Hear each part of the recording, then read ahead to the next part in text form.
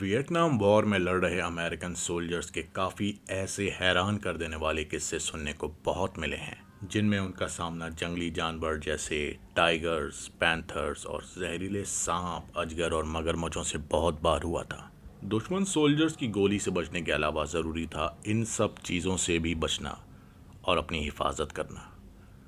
चलो ये सब तो समझ आता है कि ऐसे ख़तरों से सोल्जर्स ने किस मुसीबत से अपनी जान बचाई होगी, पर वियतनाम के उन्हीं गहरे अंधेरे जंगलों में कुछ ऐसे क्रीचर्स से भी सामना हुआ जो इंसान की सोच से परे थे, जिनकी आज तक कोई एक्सप्लेनेशन नहीं मिल पाई है। तो आइए इस वॉर टाइम पैरानॉर्मल एनकाउंटर्स के एपिसोड में जानते हैं कि क्या हुआ जब वियतनाम के क्वांग बिन नाम की जगह में अमेरिकन सोल्जर्स का सामना उन अजीबोगरीब एंटिटीज से हुआ जिनका एग्जिस्टेंस आज भी एक मिस्ट्री है।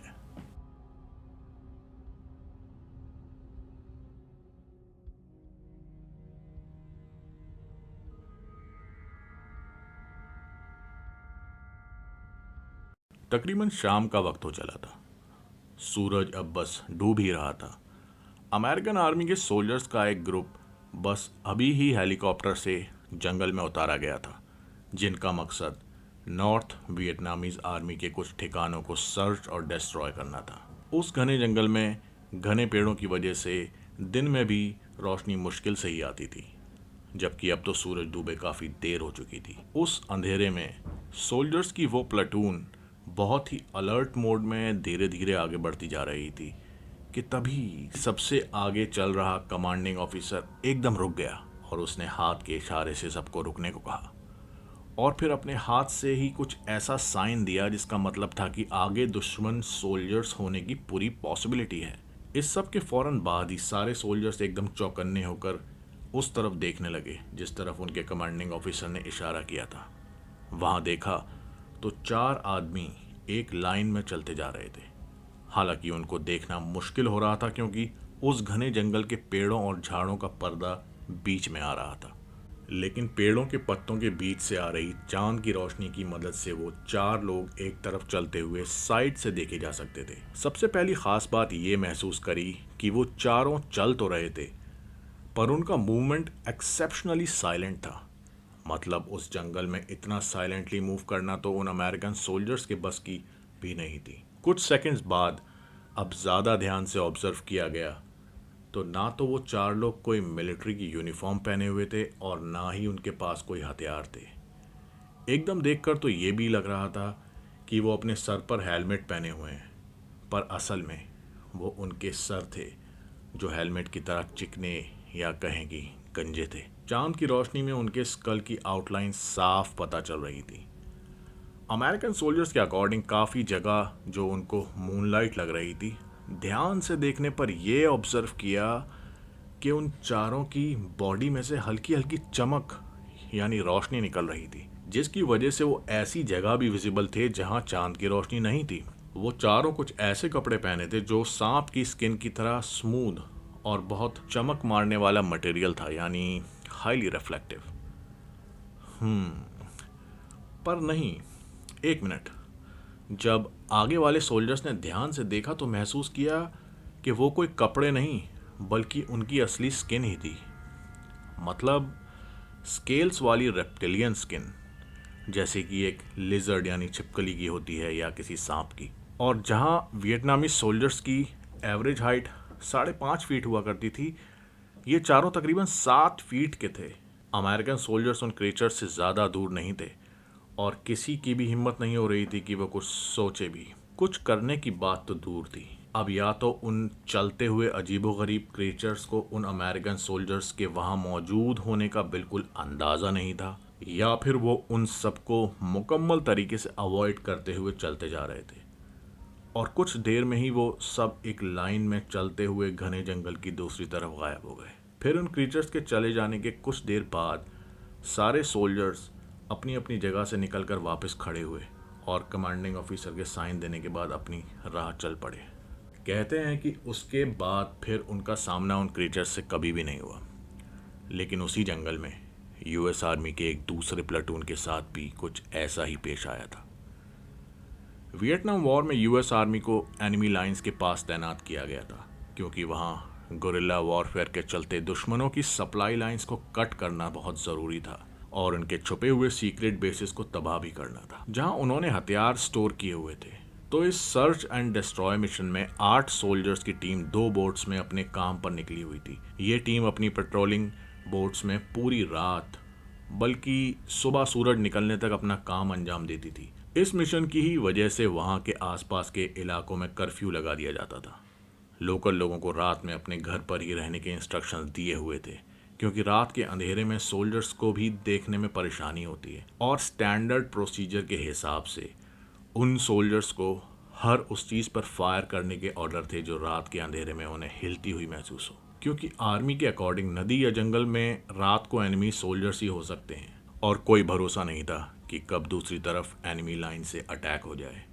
तो नज़र रखनी बिल्कुल ज़रूरी थी। अब लेकिन उस दिन सूरज निकलने का वक्त हो गया था और धीरे धीरे अंधेरा छटने के साथ विजिबिलिटी क्लियर हो रही थी। पेट्रोल ऑफिसर ने दोनों बोट्स को किनारे लगाने का ऑर्डर दिया और बोट्स को वहीं छोड़कर अब वो जंगल में उतरकर आगे चल पड़े थे। हर एक एरिया का हर पॉइंट स्कैन करते हुए वो सोल्जर्स आगे चले जा रहे थे। फिर अचानक वो सब एक ऐसे एरिया में पहुंचे जहां बहुत अजीबोगरीब तरीके से सन्नाटा था।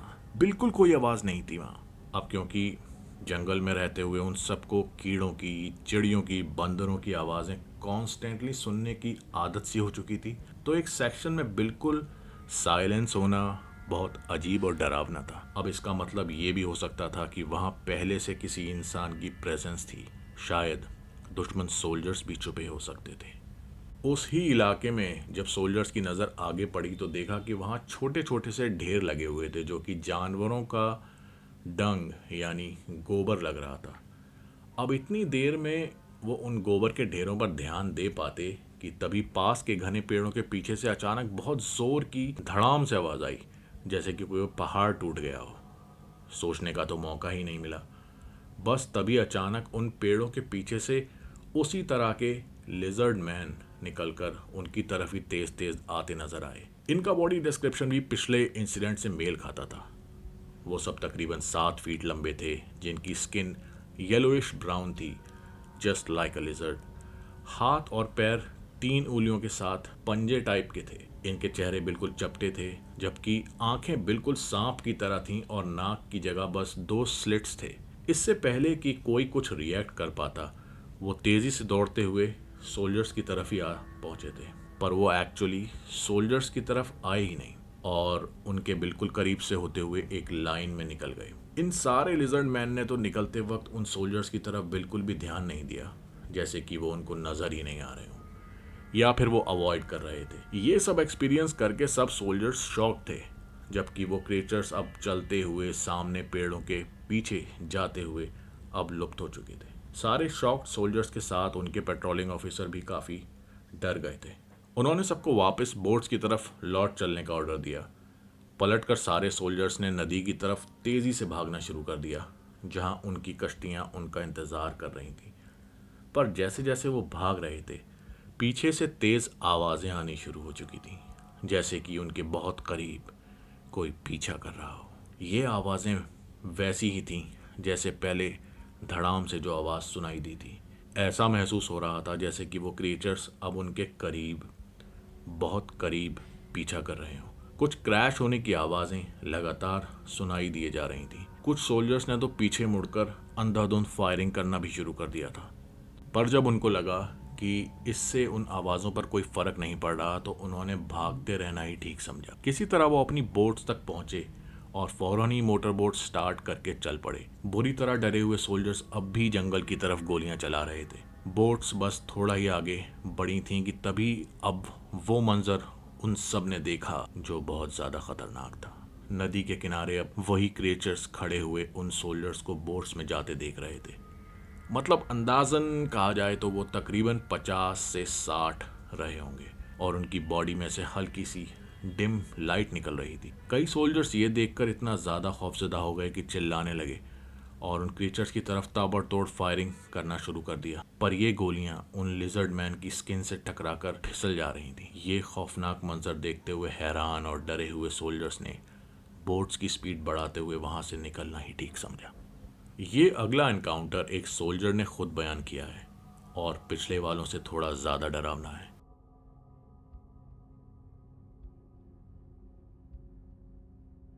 1970 में मैं साउथ वियतनाम के एक रीजन में डिप्लॉयड था, जो कि DMZ यानी डीमिलिटराइज जोन से तकरीबन 30 मील की दूरी पर था। वो एक ऐसा इलाका था जहाँ छोटी पहाड़ियाँ थीं। हम वहाँ पर अपना एक नया कैंप एस्टैब्लिश कर रहे थे। उस पहाड़ी जंगल में चलते हुए हमें अपने आगे कुछ मूवमेंट फील हुआ। वो मूवमेंट बहुत स्कैटर्ड टाइप का था, यानी कभी एकदम लेफ्ट पर लगता था, फिर उसी वक्त अचानक से राइट पर। शायद वो एक से ज़्यादा मूवमेंट्स एक साथ हो रहे थे। फिर अगले 15 मिनट तक पेड़ों और झाड़ियों के बीच कोई चीज़ ज़बरदस्त स्पीड से इधर उधर होती साफ महसूस हो रही थी। लेकिन रात का वक्त होने की वजह से कुछ साफ नज़र नहीं आ रहा था। कुछ हल्के ग्लिम्पसेस चांद की रोशनी में दिख तो रहे थे, पर पता नहीं लग रहा था कि ये क्या चीज़ है जो इतनी फास्ट मूव कर सकती है। 15 मिनट के बाद ये एक्टिविटी बिल्कुल थम गई और वहाँ एकदम से खामोशी का समा बन गया था। फिर हमने आगे चलना शुरू किया, लेकिन इस साइलेंस का होना शायद हमारे लिए कुछ बहुत अजीब सा लेके आ रहा था। थोड़ा आगे बढ़े तो देखा कि हिल की साइड में एक कुछ केव या गुफा टाइप ओपनिंग के आगे अच्छे खासे बड़े पत्थरों और चट्टानों से रास्ता बंद किया हुआ है। वो रुकावट उस केव से जस्ट थोड़ा पहले लगाई गई थी। उस केव का एंट्रेंस तकरीबन 5 फीट लंबा और 3 फीट चौड़ा था, एक दरवाजे की तरह। पर काफी हैरानी वाली बात यह थी कि अब आगे केव तक जाने वाला रास्ता, जो कि थोड़ा चढ़ाई पर था, वो बहुत ही सही तरीके से पत्थरों को काट कर बनाया हुआ था, जैसे कि कोई मशीनरी इस्तेमाल करके बनाया गया हो। हमने कभी दुश्मन आर्मी की ऐसी केव्स नहीं देखी थी। उनके सीक्रेट बेसिस तो ज़्यादातर अंडरग्राउंड टनल्स में पाए जाते थे। अब जब हम उन बड़े पत्थरों और चट्टानों को पार करके आगे कूदे ही थे कि तभी उस गुफा की तरफ से बहुत ही सड़ी बदबू आने लगी, जैसे कि कोई डेड बॉडी सड़ रही हो। वो बदबू इतनी ज़्यादा तेज़ थी कि हमारे कुछ सोल्जर्स तो उल्टी करने लगे और वापस पीछे की तरफ भागने लगे। उनमें से मैं सबसे आगे था, क्योंकि मैं ही सर्च लाइट से रास्ता दिखा रहा था। लेकिन उस केव के आसपास लाइट डालने पर कुछ दिखाई नहीं दे रहा था। एक धुंध सी छाई हुई थी। अब हमारे पूरे स्क्वाड ने केव से तकरीबन 100 फीट की दूरी पर पोजीशन ले ली थी, ताकि हमारी प्रेजेंस का अंदाज़ा दुश्मन आर्मी को ना हो सके। हमें वहाँ पर पोजीशन लिए अब कई घंटे बीत चुके थे। एक अजब सा सन्नाटा था उस जगह पर। डर का ऐसा माहौल बन गया था कि हमारा कैप्टन तो हमारे पास एक पत्थर पर बैठा हुआ खुद से ही बातें किए जा रहा था। तभी एक धड़धड़ाहट की आवाज़ दूर से आनी शुरू हुई। मैंने पीछे मुड़कर अपने स्क्वाड की तरफ देखा तो सब उस आवाज़ से और ज़्यादा चौकन्ने हो चुके थे। पर फिर उसके बाद भी कई घंटे गुजर जाने के बाद वहाँ हमें कुछ भी नहीं दिखा। मैंने घड़ी में देखा तो अब सुबह के 5 बज चुके थे। ओ 500 आवर्स। बस मेरे टाइम देखने के अगले ही सेकंड वहाँ केव के आगे कुछ मूवमेंट हुआ। हम सब फिर से अलर्ट हो गए। कोई उस केव से बाहर निकला था, जो कि पहली नज़र में तो मुझे ह्यूमन बीइंग ही लगा।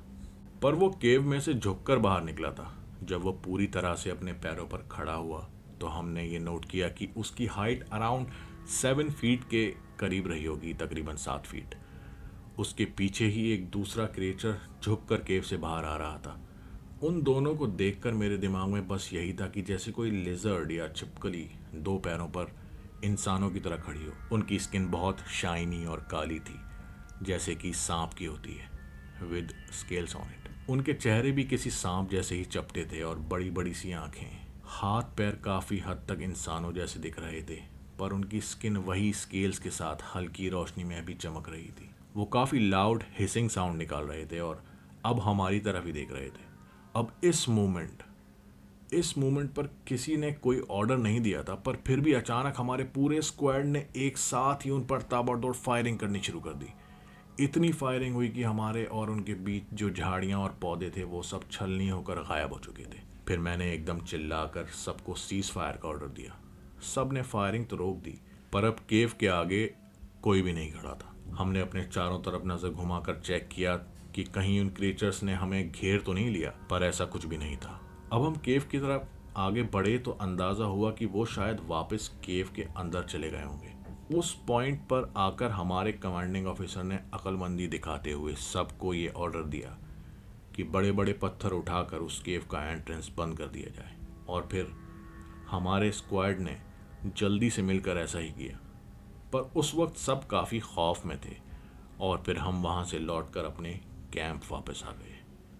सभी शॉक तो थे, पर इसके बारे में बाद में कुछ ख़ास डिस्कशन नहीं हुआ।